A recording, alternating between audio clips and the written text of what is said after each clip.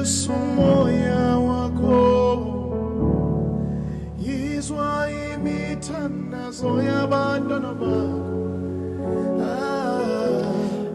thanks so much for coming on to the show. We don't have plenty of time, but we're going to get straight into it. Cool. Now, man of many talents is pretty clear. Yes, sir. Right? You started off with acting. Schemes Come is one of the shows that you did, and you tell me you don't speak Afrikaans at all. Yeah, I don't. I was telling a friend of mine actually yesterday that Nicholas can't speak Afrikaans, but Figani had to speak Afrikaans. So I guess that's what it means to be an actor, having to switch on and off. You know what I mean? Fantastic. But Bombela is where your roots started. Walk us through very quickly how you came to acting, and I really want to know how you got into singing. Singing was the first, actually, because I was a church boy, you know, humble beginnings. My family was very, always making sure that I have to go to church, and the music I fell in love with there. Then acting along the way fell in love with me. And then together now I'm working so hard to make sure that, there's some sort of African Jamie Foxx, or, like there's an idea that someone can just be successful in more than just one thing. I find that quite interesting, you know, that you've drawn Jamie Foxx as a comparison, and I think he's an incredible individual. You know, I mean, years ago he was this comic. He came onto the acting stage. He started to sing, and now he's this entrepreneur who does everything that he does very, very well. So.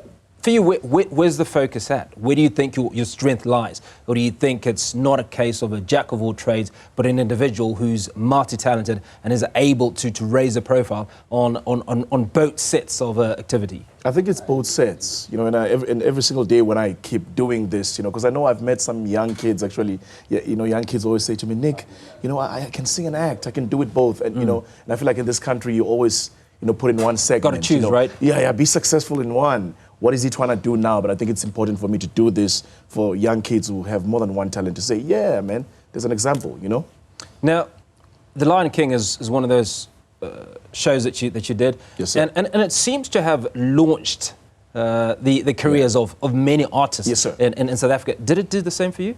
It did the same for me in a sense that I actually studied musical theatre in South Africa, in Muncie, Indiana. So when I came back, I was like, okay, I want to, in fact, my love for the stage is the first thing. Yeah. But because of South Africa and the industry on stage, so limited. So, I had to sort of take that opportunity and go overseas and play Simba for years and to come back and obviously start on television. But I always feel like the South African theatre industry, if the minister's listening, we need more opportunities, we need more sponsorships, we need people to go out there, and actually make sure that, the industry is thriving.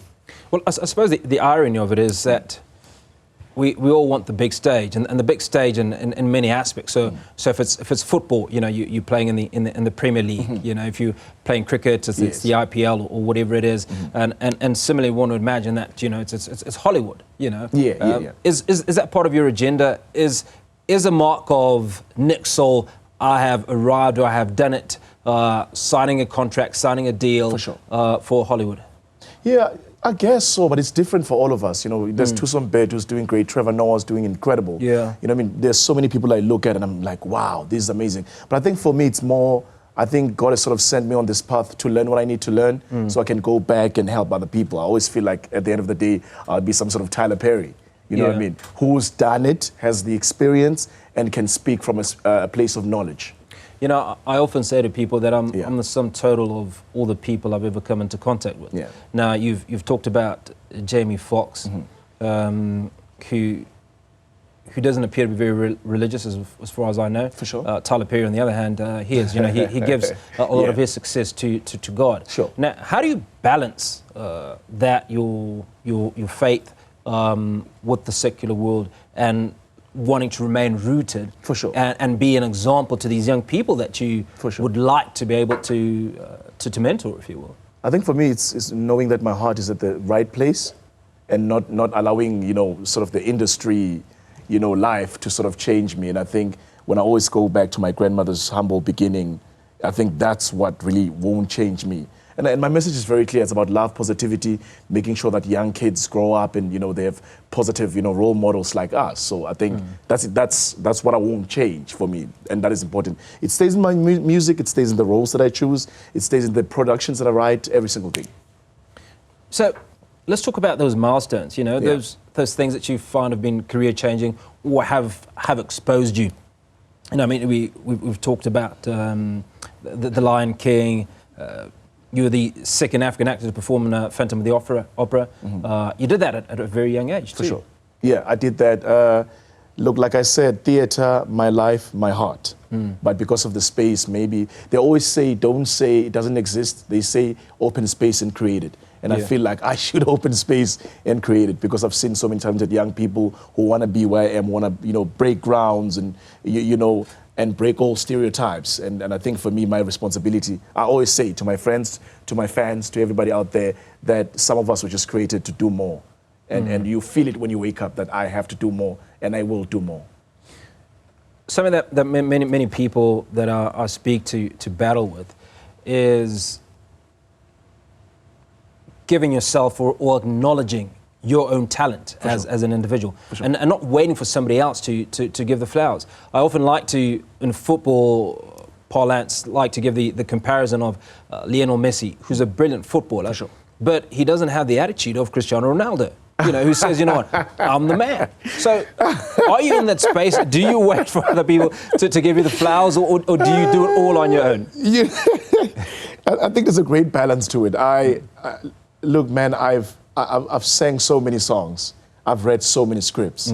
The experience I have is impeccable and amazing. And it would be wrong for me to sit here and say, I'm not good at what I do. I'm incredible. But I have to open space and allow people to say, we see what you do. And this is how what you've done has affected our lives. And I think it's important to have a balance, not ride your own train and fly your own plane. I think it's important to understand. So here's the thing, Nick. There is a musician that I saw on Britain's Got Talent. Correct. His name is Simon, if I recall. Simon or Patrick. He had a stutter, right, when he spoke, and he came onto the show with his grandmother, right, and he'd been continually told by people that he couldn't sing, and he speaks with a stutter.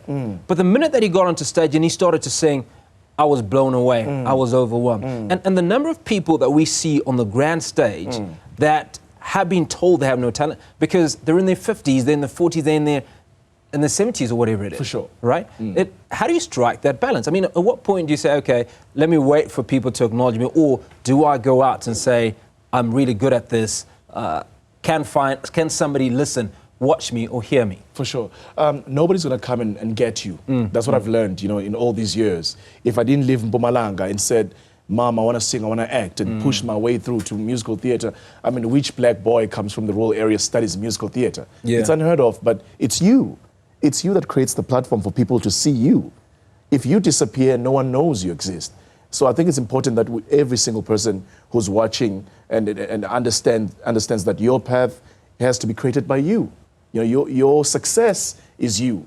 So if you don't sing or blow a little horn a little bit or fight for those opportunities, nobody's going to come and fetch you. Nick Soul, I think the biggest thing that you've said to me today, and that I've heard in a long time, is nobody's going to come out and get you. And that suggests that you have to go out and get it. Yes. But the question to you is, you talk about a rural background.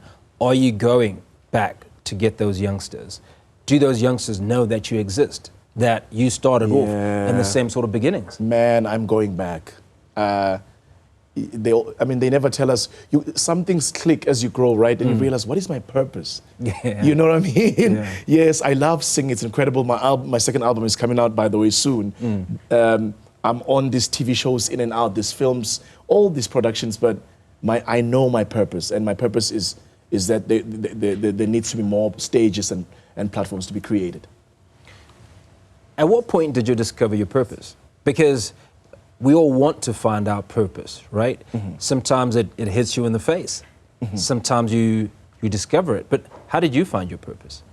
I think for me is through prayer and meditation. I have to listen to what the energy and God is saying to me every single day. And I also always have to ask myself, what makes me happy? Am I happy in this moment right now? That I'm sitting here right now, am I happy? And I get to discover that, oh, yeah, I'm happy. I'm happy helping, you know. I'm happy singing, you know. Besides the fact that I'm good at it, but it really makes me happy. And I think every single person can go out there and search, what is it that makes you happy? And sometimes what makes you happy doesn't pay you. Yeah. But you're gonna have to decide what, you know, what's important for you. We all had to choose different paths, and you know, it's life. Yeah, you're absolutely right, man. So you touched on the upcoming album just a little bit, your second album. Walk us through that album, the inspirations, when we expect it. You know, what are some of the tracks that we can look forward to? The album is titled Timeless. And I pray and hope that it becomes timeless. You know, it's my second soul album. I've got incredible features, man. I even signed the contracts to talk about them, but it is mind-blowing. And I think my idea of the album was that I love what Amapiano has done for South Africa to the world. Tyler is doing incredible. I'm so happy, you know, because that encourages young people. But what happened to the music, you know? As our piano neutralizes, what happens to the jazz and soul? What happens to all the genres that represent South Africa? Because we are such an incredible country of musicians and singers and creators. And I want people to listen to my album and go, wow, yeah, the space. That's all, if people can take that. Fantastic. Nicholas, appreciate your time. Thanks so much for coming on to the show. Thank you, man. Nicholas Nick Soul, Nkuna, musician, actor, album coming up called Timeless. You want to look out for it. I certainly do.